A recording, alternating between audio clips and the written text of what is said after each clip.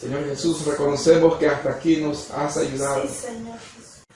Que hemos podido ver tu mano, Señor, sobre nuestras vidas. A lo largo de nuestra existencia, Señor, hemos podido ver tu mano, tu compañía con nosotros. Gracias, Señor, porque no nos has desamparado. Gracias, Señor, porque siempre, Dios bendito, has sido fiel a tu palabra sobre cada uno de nosotros. Gracias, mi Dios, por tu protección. Gracias por tu providencia. Gracias, Señor, por la sanidad de nuestros cuerpos. Gracias por tu misericordia. Gracias, Señor, porque hasta aquí nos has ayudado. En esta hora, Señor, nos disponemos a meditar en tu palabra. Te pedimos, Señor, que declares esta porción que nos disponemos a leer. Que tu Espíritu Santo, Señor, abre a cada una de nuestras vidas, a cada uno de nuestros corazones. Danos esa bendición que anhela nuestra alma, esa bendición que tienes preparada para nosotros. Gracias, bendito Dios. Amén y amén. Amén, mis hermanas. Vamos a meditar en la palabra de nuestro Dios. En el libro de Apocalipsis, capítulo número 2. Libro de Apocalipsis, capítulo número 2. Versículos del 1 al 3. El tema para este día es Éfeso, perseverancia en el sufrimiento. Vamos a leer en esta hora. Dice la palabra de nuestro Dios: escribe al ángel de la iglesia en Éfeso, el que tiene las 7 estrellas en su diestra, el que anda en medio de los 7 candeleros de oro, dice esto: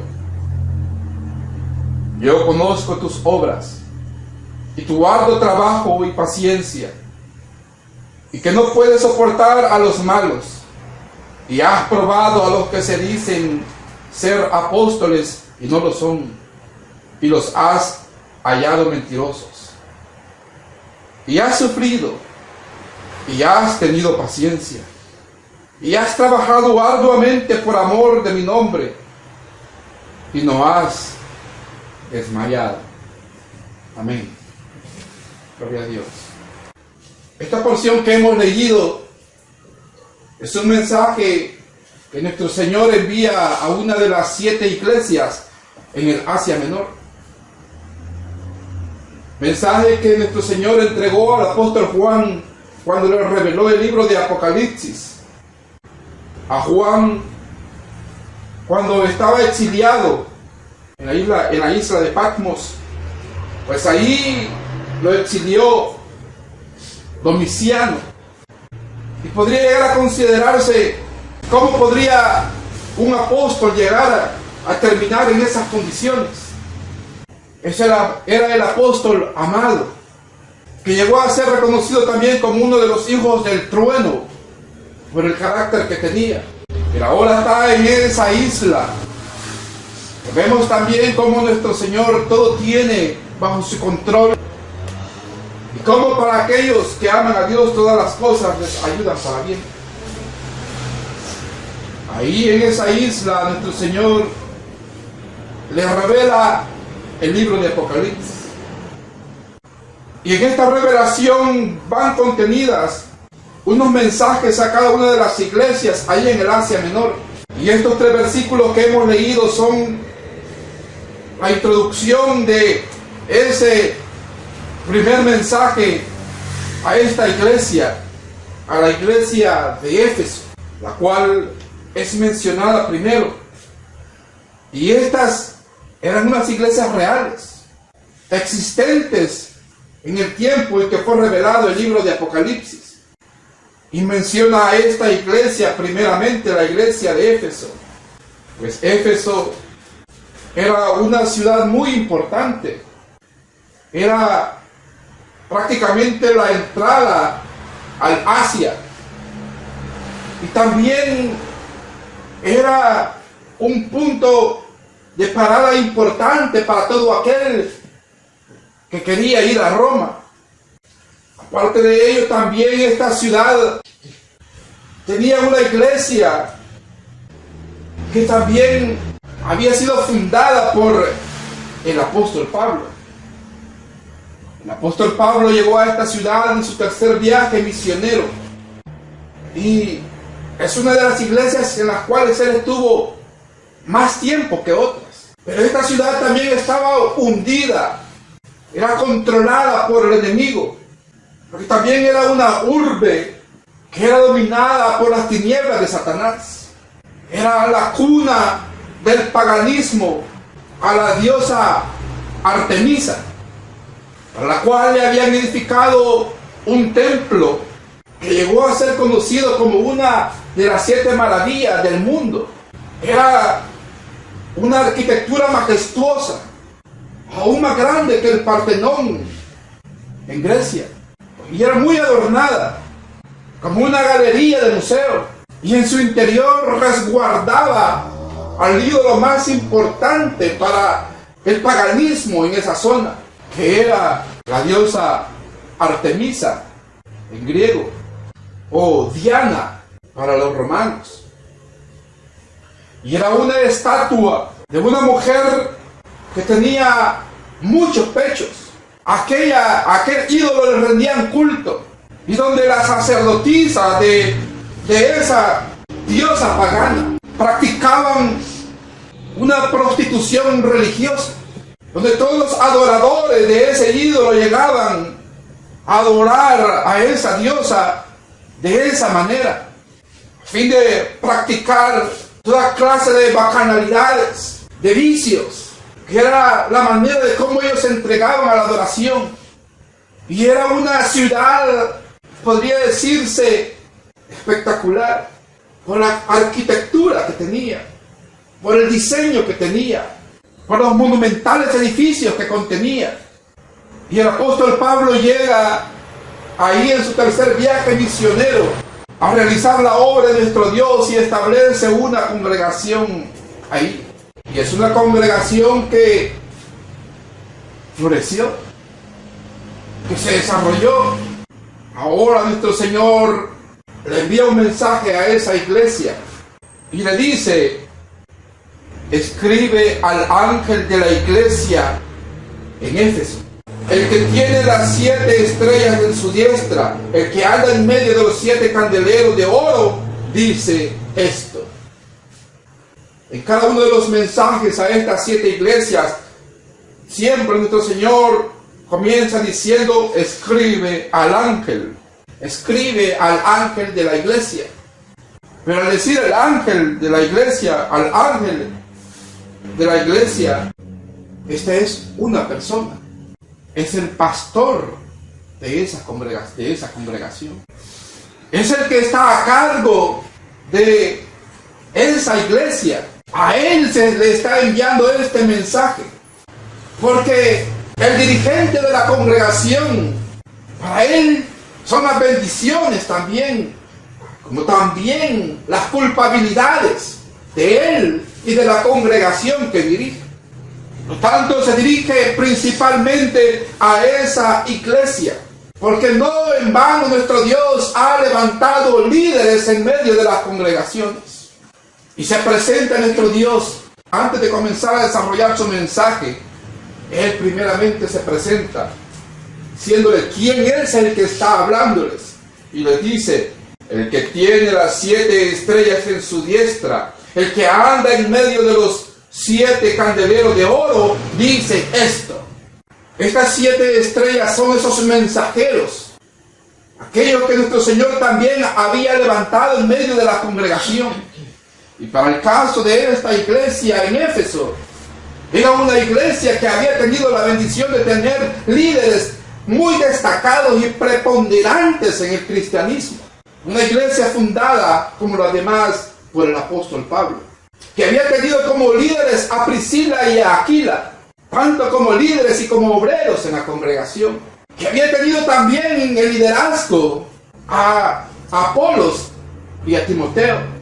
Y también esta iglesia había llegado a tener como pastor al mismísimo apóstol Juan, quien siendo pastor de esta iglesia ahí en Éfeso, es que fue exiliado por Domiciano a la isla de Patmos, una isla cercana aproximadamente a 80 kilómetros de esta ciudad. Era una iglesia que nuestro Señor le había concedido el privilegio de tener unos líderes muy destacados, porque tenía un trato muy especial con esta iglesia por el lugar donde estaba asentada esta congregación. Y le dice: el que tiene las 7 estrellas en su diestra, porque los líderes, las autoridades de la iglesia han sido establecidas por Dios. Él es el que levanta a los líderes de las congregaciones. Él es el que da la dirección. Es el que tiene el control de la iglesia. Y cada uno de aquellos que han sido levantados para el liderazgo de las congregaciones debe tener en mente que ha sido puesto por Dios. Y es Dios quien quiere sostenerlos y quien quiere dirigirlos, porque tienen una responsabilidad por el cargo que ha sido depositado en ellos, como también la responsabilidad de la iglesia a la cual tienen que dirigir. Y dice que Él es el que tiene las 7 estrellas en su diestra, que nuestro Señor es el que respalda también a los líderes que Él ha levantado. Y el liderazgo de esta iglesia, después de mencionarles quiénes eran, podemos dudar que habían sido o no levantados por Dios. ¿Acaso no es nuestro Señor que había levantado al apóstol Pablo? ¿Acaso no es Dios el que había levantado para propósitos a Aquila y a Priscila? ¿Acaso no es nuestro Dios el que había también levantado a Timoteo y a Apolos? ¿Y acaso nuestro Dios no había llamado al apóstol Juan? Pues le dijo: sígueme. Él es el que sostiene la iglesia. Él es el quien la dirige. Él es el dueño de la iglesia. Y los que están a la cabeza de las congregaciones únicamente deben dejarse guiar por Cristo Jesús, porque Él es el Señor de la iglesia. Él es el centro de la iglesia, y no debe privar en la congregación el antojo de los líderes, sino la voluntad de Cristo Jesús. Y le sigue diciendo, todavía presentándose para entregar el mensaje: el que anda en medio de los 7 candeleros de oro dice esto. Se presenta y ahora dice: el que anda en medio de los 7 candeleros de oro. Y mire que él hace referencia a las 7 estrellas y ahora a los 7 candeleros, que es un número muy usado en la palabra de nuestro Dios, un número que significa plenitud. Estos 7 candeleros representan a las iglesias, y que tiene tanta aplicabilidad este mensaje para la iglesia en todo tiempo y en todo lugar. Por lo tanto, este mensaje también es para nosotros y es también para la iglesia de los últimos tiempos. Porque el Cristo en que hemos creído, el que nos ha llamado, es el mismo de ayer, de hoy y de siempre. Su mensaje y su evangelio no ha cambiado. Dice que se pasea en medio de los 7 candeleros de oro. Él está en medio de las congregaciones. Él no ha dejado solo a su pueblo. Él está con nosotros. Por eso cuando nos reunimos le damos la bienvenida. Por eso todo aquel que va a la congregación debe ir con la reverencia que amerita ir a la congregación, porque Cristo está en medio de nosotros. La presencia, Él está hablando también de que Él está en medio de la iglesia y que Él tiene una cercanía íntima con su pueblo. Que Él no está distante a su iglesia. Y veíamos el tipo de ciudad que era Éfeso. Y en medio de esa ciudad, con ese tipo de adoración y a lo que se dedicaban, en el templo de Artemisa, ahí había una iglesia de Cristo Jesús. Y dice, hace referencia a la iglesia como candeleros, porque la iglesia es también la que levanta la luz de Cristo. El pueblo de Dios es el que levanta la lumbrera de Cristo Jesús en medio de las tinieblas. Que no importa cuán densas sean las tinieblas en medio de las cuales hay que edificar la iglesia, hay que llevar el evangelio, hay que levantar congregación, no importa cuán densas sean las tinieblas de Satanás en esos lugares, la luz de Cristo resplandece a través de la vida de cada creyente y de cada congregación. De manera que venimos a ser como esa ciudad asentada en un monte alto que no puede pasar desapercibida. Y Él está en medio de nosotros, porque Él tiene un acercamiento íntimo con su pueblo. Ahora le dice a la iglesia, yo conozco tus obras y tu arduo trabajo y paciencia, y que no puedes soportar a los malos, y has probado a los que se dicen ser apóstoles y no lo son, y los has hallado mentirosos. Él dice, yo conozco tus obras, porque pareciera que a veces la iglesia llega a adoptar también la costumbre de lo que se hace en las ciudades, considerando que aquí así son las cosas, culturalmente aquí así se hace. Así es la cultura aquí. Pero vemos que esta iglesia había guardado la fe y la sana doctrina y había trabajado arduamente y con mucha paciencia a fin de que el evangelio de Cristo conquistara esa ciudad. Y podría desfallecer la iglesia y podría desfallecer el cristiano y llegar a considerar también que en vano son los esfuerzos, llegar a considerar y a decir que nada sirve, como muchos dicen. ¿Para qué le voy a evangelizar? ¿Para qué le voy a invitar? ¿Para qué voy a insistir? ¿Para qué le voy a compartir la palabra si son corazones duros? Esta iglesia, nuestro Señor dice de ella que conocía sus obras y su arduo trabajo y paciencia. Recordemos que el enemigo no quiere soltar a los que están bajo su esclavitud. Y que este llamado que nuestro Señor ha hecho a cada uno de nosotros, su iglesia, es un llamado a trabajar, es un llamado a esforzarse, es un llamado a perseverar, es un llamado a incorporarse a los valores del reino de Cristo Jesús. Y era una iglesia que había entendido esto perfectamente. Pero podríamos llegar a decir, a pensar de que, ¿para qué?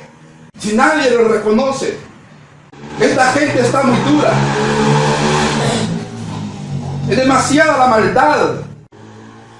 Y a veces hasta entre la misma comunidad cristiana llegar a decir, estos hermanos son malagradecidos. Pero no hemos sido llamados ni levantados para que nos agradezcan. No hemos sido llamados a trabajar para la admiración de otros.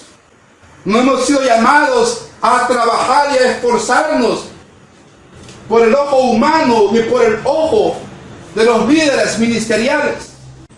Y vemos que nuestro Señor todo lo toma en cuenta y le dice, yo conozco tus obras y tu arduo trabajo y paciencia, porque va a haber oposición para esta labor.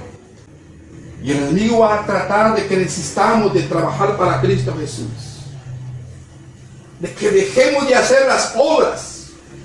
Aquí se está refiriendo a las obras y al trabajo de esta iglesia, y que lo hacía con mucha paciencia, porque había oposición.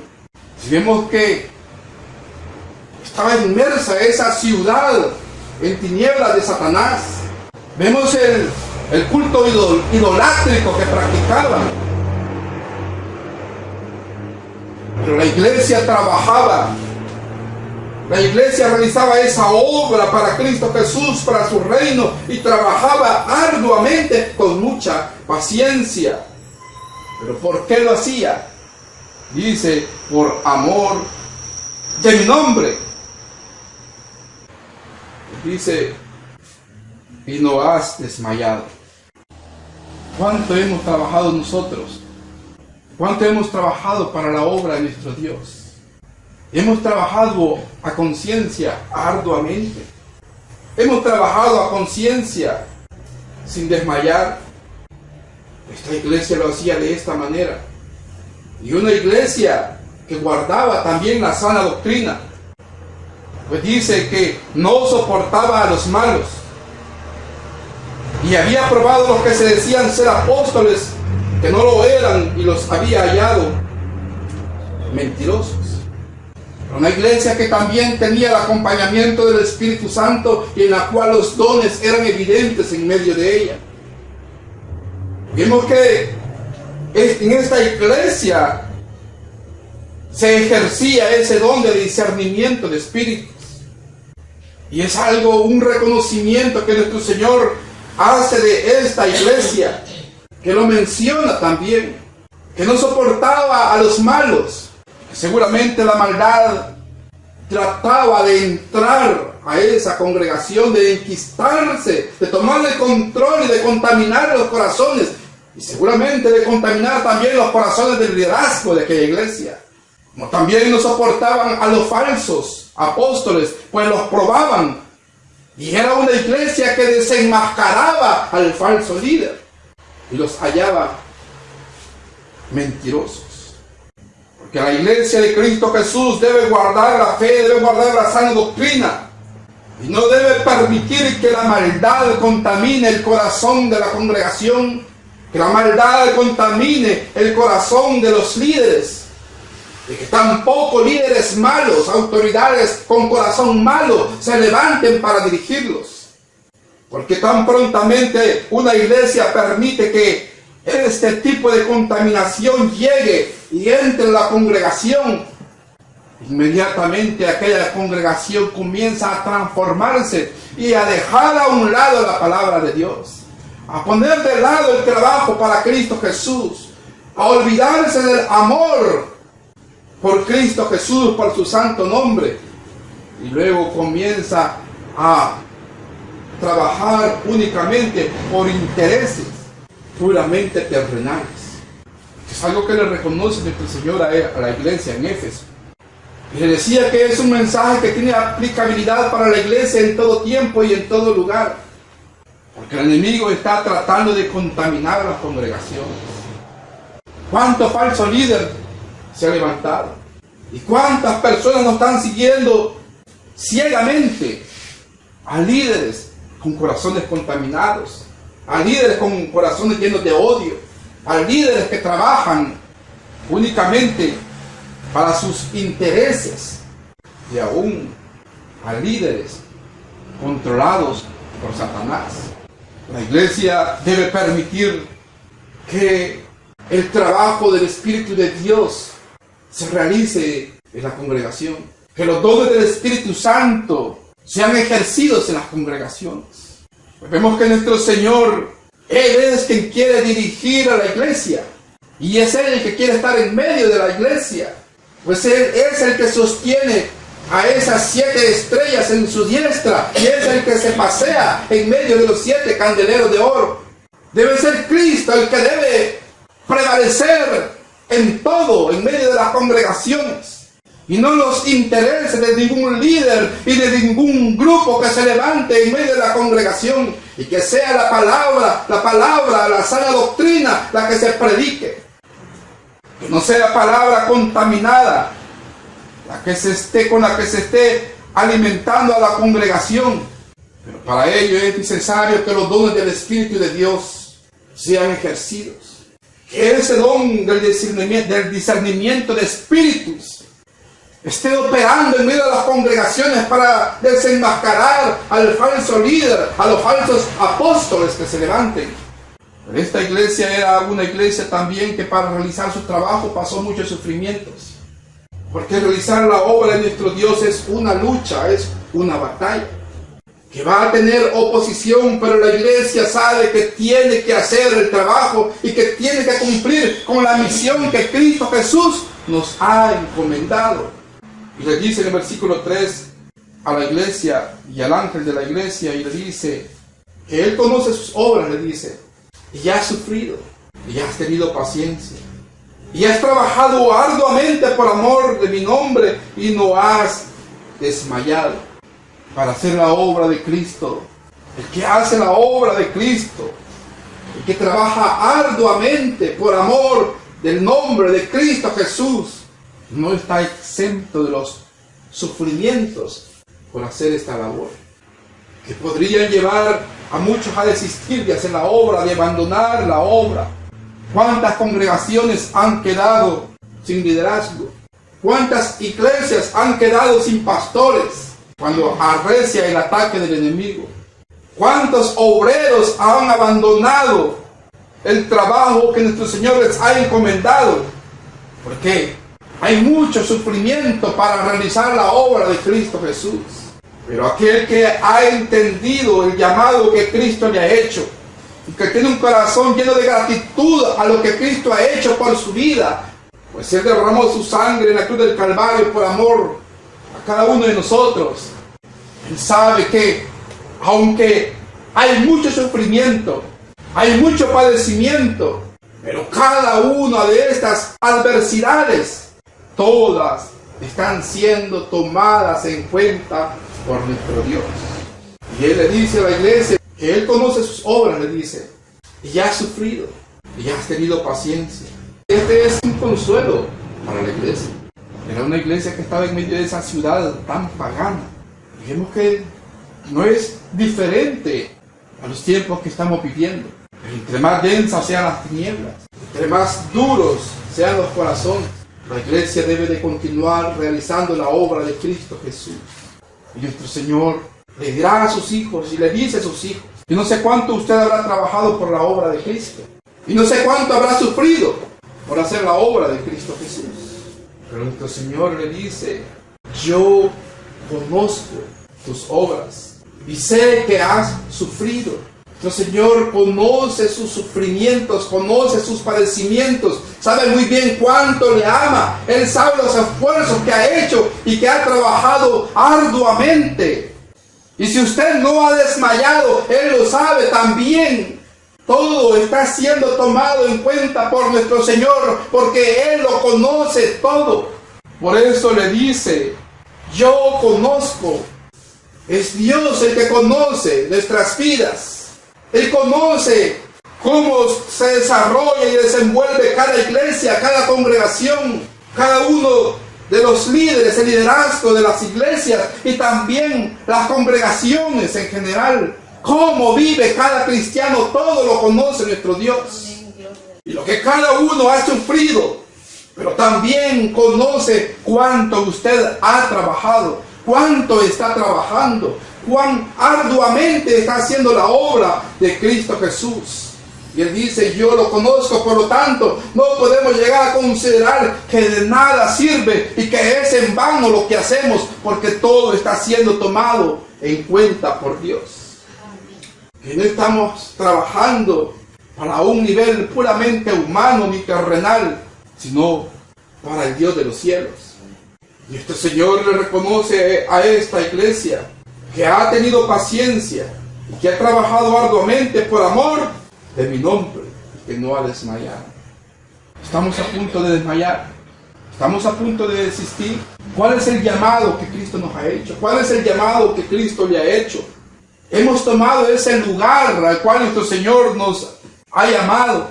Él nos ha llamado con un propósito y para tomar el lugar en esta batalla espiritual, para venir a formar parte del ejército de Cristo Jesús. En en medio del cual podrá haber mucho sufrimiento y mucho padecimiento, pero perseveramos y seguimos adelante y no desmayamos, aunque el enemigo quiera robarnos la fe, aunque el enemigo quiera que perdamos la paciencia, aunque el enemigo nos diga que es en vano, aunque el enemigo diga que de nada sirve, aunque haya sufrimientos, aunque haya burlas. Nosotros continuamos en la obra de Cristo Jesús, porque es para el Rey de Reyes y Señor de Señores. Esta era una iglesia que había tomado la cruz de Cristo y se había determinado por seguirle fielmente, a pesar de los padecimientos y de las burlas, de la persecución. Como vemos que al mismísimo pastor de esa iglesia lo habían exiliado. ¿A dónde lo habían exiliado? ¿Y quién era el pastor, hermanos? El apóstol Juan. Lo habían exiliado en la isla de Patmos. Pero cuando volvió del exilio, volvió a esa iglesia, al liderazgo, a continuar perseverando y trabajando arduamente. Y es el único apóstol que murió de muerte natural. Porque los propósitos de Dios en nuestras vidas habrán de cumplirse en la medida en que nosotros nos depositamos en sus manos, porque Él es el que quiere sostenernos, como sostiene a esas estrellas que dice acá. Él sostiene a las 7 estrellas en su diestra, y Él quiere sostiene a cada uno de aquellos que ha llamado para que vayan a realizar su bendita obra. Por lo tanto, todo aquel que ha sido llamado no debe de temer. Y todo aquel que ha conocido a Cristo Jesús debe tomar el llamado que Él le ha hecho a aquellos que ha levantado. Amén. Sin importar las adversidades, sin importar los sufrimientos, sin importar los problemas, somos de Cristo Jesús. Levantados con un propósito, adorarle y servirle. Que haya instrumentos del enemigo que quieran detenernos para que no hagamos la obra de Cristo Jesús. Pero si estamos sostenidos por Él en su diestra, cuán gozo sentiremos en nuestro corazón al sentir y ver el respaldo que Él da cuando estamos realizando su bendita obra. Quien no se involucra, quien no toma el llamado, quien no va hacia el frente de batalla en el nombre de Cristo Jesús, no puede sentir este gozo de poder ver el poder de Dios respaldando a cada uno de sus fieles soldados. Nuestro Señor por eso se refiere a su iglesia como un cuerpo dinámico que no ha sido llamado para encerrarse entre 4 paredes. Se refiere a ella diciendo: su iglesia y las puertas del infierno no prevalecerán contra ella. Es decir, que vamos hacia adelante y vamos a derribar aún las mismísimas puertas del infierno, porque vamos en avanzada en esta batalla y Cristo Jesús va con nosotros. Por eso no podemos desistir. Siempre a los ejércitos, al soldado, los generales siempre le exigen pelear hasta la última sangre por causas puramente terrenales. Pero nosotros sabemos que galardón grande nos espera en la patria celestial, y que el sufrimiento, el padecimiento no es en vano, porque Él dice: yo conozco tus obras. Yo conozco tus obras. Ahora la pregunta: ¿cuáles son nuestras obras? Nadie puede decir que no tiene obras. Todos tenemos obras y Dios las conoce, pero que ellas sean para glorificar el bendito nombre de Cristo Jesús. Y si estamos trabajando arduamente, que sea por el amor de su bendito nombre. Así que no desistamos, mis hermanos. Perseveremos. Perseveremos. Perseveremos. Y sigamos perseverando, porque Cristo viene pronto. Amén. Bendito sea nuestro Señor. Vamos a orar. Bendito Señor, te damos gracias por tu inmenso amor y bondad sobre nuestras vidas. Te rogamos, Señor, en esta hora que tengas misericordia de cada uno de nosotros. Pedimos, Señor, que tu Espíritu Santo nos haga ver y sentir el llamado especial que tú has hecho para cada una de nuestras vidas. Sabemos, Señor, que ser tu obra trae dificultades también, luchas, batallas y aún sufrimientos. Pero sabemos, Señor, que tú estás con nosotros. Y tú has dicho que no temamos porque tú has vencido al mundo. Y bendito Señor, te rogamos que nos des esa valentía, esa determinación para serte fieles y perseverar, mi Dios bendito, hasta el final. En esta hora te pedimos que reprenda las obras del diablo, reprende las obras de Satanás, Señor. Que tu iglesia y que tu pueblo, mi Dios bendito, pueda resplandecer en esa luz, mi Dios bendito, que tú irradias a fin de que seamos un reflejo de tu luz en este mundo. Que seamos de bendición, Señor, en cada uno de los lugares donde nos desenvolvemos, donde vivimos, donde laboramos. Y Dios bendito, que tu gracia sea sobre nosotros. Y ayúdanos, Señor, a ser testigos fieles de la fe que tenemos en ti. Gracias, bendito Dios. Amén y amén.